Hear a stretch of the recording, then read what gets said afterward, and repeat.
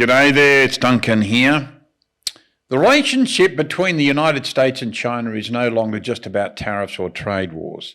Trump and President Xi have done the deal. It's now about global power, technology, energy, military influence, and who controls the future of the world economy. At the recent Beijing summit, President Donald Trump and Chinese President Xi Jinping reportedly discussed Iran and the Strait of Hormuz. During high-level talks, Chinese President Xi Jinping and US President Donald Trump found rare common ground regarding global security. Both leaders aligned on the necessity of keeping global shipping routes open and preventing Iran from developing nuclear weapons. That matters because it exposed the reality between the so-called China, Russia and Iran alliance. These countries are not true allies. They work together when it benefits them, but the moment their own interests are threatened, cracks appear. China's focus is simple: protect trade, protect energy, protect economic growth. Beijing buys huge amounts of oil from the Middle East, so instability in the Strait of Hormuz directly threatens China's economy.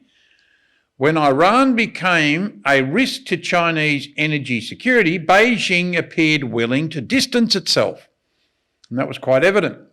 While Russia remains trapped in Ukraine, China is quietly expanding across Central Asia through trade, infrastructure and finance, leaving Moscow increasingly dependent on Beijing and fearful of becoming China's junior partner. The biggest flashpoint remains Taiwan. Taiwan produces the advanced semiconductors that power AI, defense systems, smartphones, and the global economy.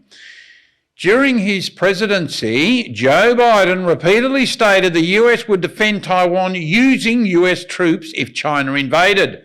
But Trump understands that a direct conflict between the United States and China would wreck the global economy and cost countless lives. That's why his ability to negotiate and manage tensions could become one of the biggest tests of his presidency, because realistically, diplomacy is the only path that avoids disaster.